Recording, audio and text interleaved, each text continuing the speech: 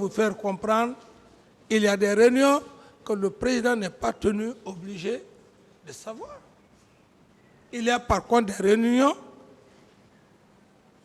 que le président, qu'on peut tenir informer le président. Très bien. Il y a un officier supérieur de l'armée guinéenne qui avait pris part à cette réunion. Un officier de gendarmerie, le général Ibrahima Baldé. Vous le connaissez, non? Oui.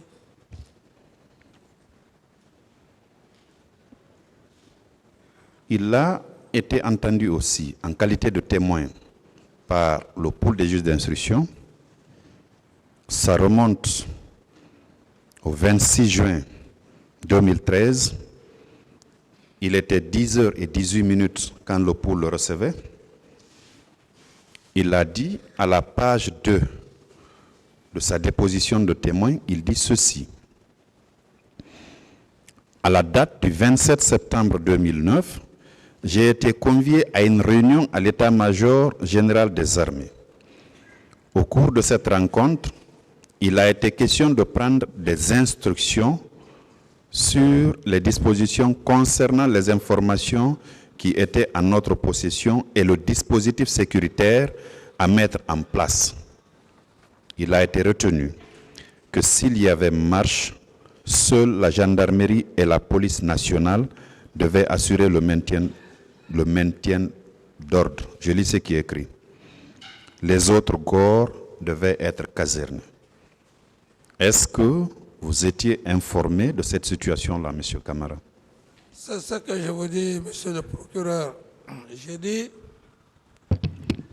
ça dépend du chef d'état-major général des armées, l'heure à laquelle il doit convoquer les chefs d'état-major particuliers. Est-ce que vous avez été informé Non. de cette réunion? C'est ce qu'il veut Non. savoir. Non. Non, cette réunion, non. Si le chef d'état-major général des armées a donné, a livré certaines choses, je n'ai pas été informé. C'est bon. Vous avez répondu. Très bien.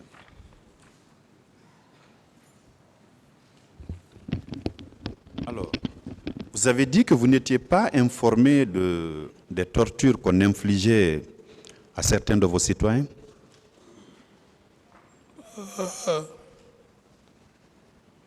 J'ai dit que les gens en parlaient, mais je n'ai pas vu une personne, tout au moins parmi les victimes, d'entre elles, de mes yeux. D'accord.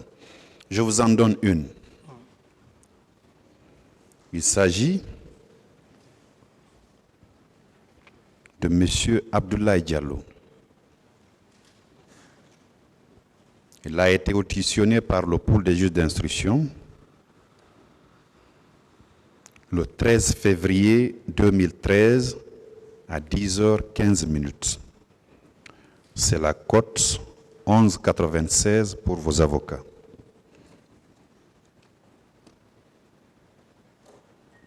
Il dit à la page 2, « Je ne connais pas l'identité des militaires qui nous frappaient.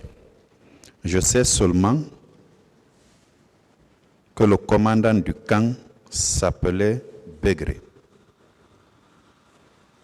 Ça, c'est une des victimes qui s'est constituée partie civile devant les juges d'instruction qui tient cette déclaration. Elle poursuit. Du lundi au samedi, j'ai été détenu et frappé au camp Koundara.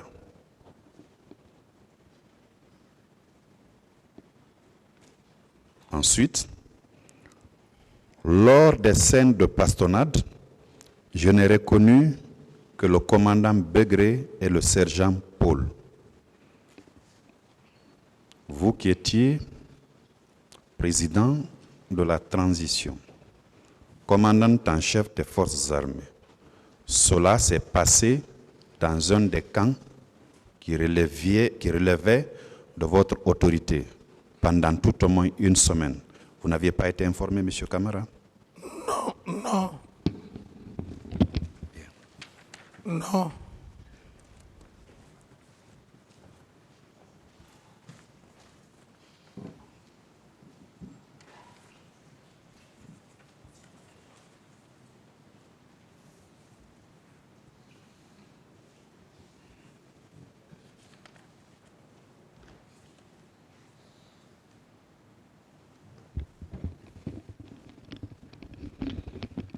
Alors, vous saviez quand même que des recrues étaient en formation au centre d'instruction de Kalea? Oui. Vous le saviez? Oui. Pour avoir discuté des modalités de recrutement, des modalités de formation de ceux-ci avec celui qui était en charge du ministère de la Défense nationale, n'est-ce pas? Qui? Avec le ministre de la Défense, je veux dire. Vous en aviez parlé parce que vous étiez le commandant en chef des forces armées. Et vous avez précisé que quand il vous en a parlé, vous avez demandé à ce que les recrues proviennent des 4 régions naturelles de la République. Oui, parfait, oui. N'est-ce pas? Oui. Alors, habituellement, quand on organise des recrutements de ce genre, il faut absolument que ça reçoive l'onction du commandant en chef des forces armées que vous étiez. Est-ce que quand on a mis en place, quand on a recruté ces gens-là, le ministre était revenu vous dire que vos instructions avaient été suivies à la lettre, comme quoi on a puisé ces recrues-là parmi les citoyens guinéens remplissant les conditions et originaires des 4 régions naturelles. Est-ce que le ministre de la Défense nationale vous avait fait le retour? Non. Vous ne l'avez pas interpellé non plus par rapport à cette histoire de recrutement? Non. Vous savez, quand vous avez confiance à quelqu'un, à une personne, hein, comme d'ailleurs tout le monde m'a vu avec le général Sekouba, aujourd'hui, je ne peux pas nier pour dire qu'on n'était pas liés. Le pouvoir, on le partageait équitablement, il n'y avait même pas de différence. Donc, avec une telle confiance, je n'ai pas demandé quoi que ce soit, monsieur le procureur. Monsieur Camara, Oui, est-ce que vous pouvez continuer? oui, je peux. Allez-y, monsieur le procureur. Bien que ma voix est prise, mais l'essentiel, voilà. Je vais aussi aider la Cour. Alors, efforcez-vous à parler dans le micro. Oui.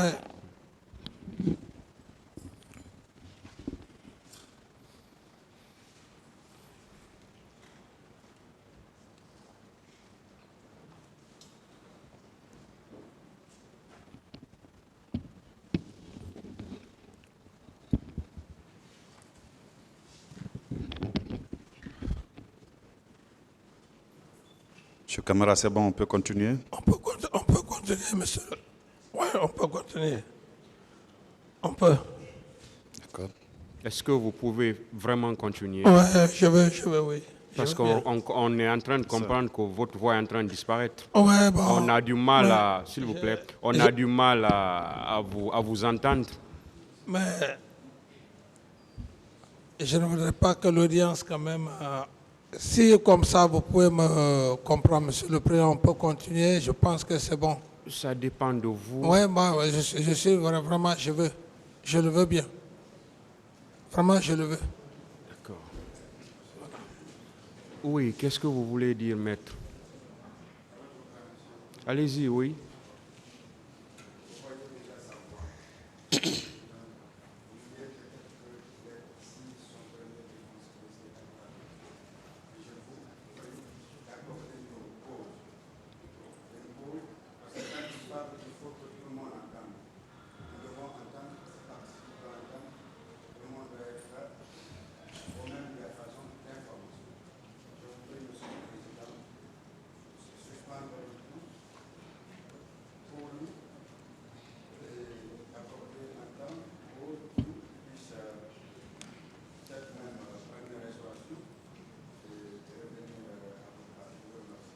Monsieur le procureur,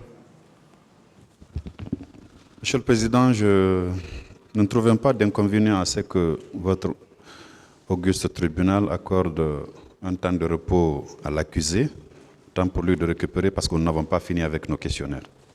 un représentant de la partie civile, si vous voulez dire quelque chose là-dessus. L'audience est suspendue.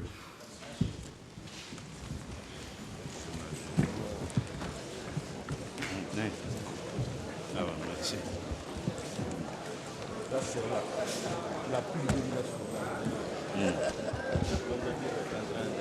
Oui, on va aller avec ce.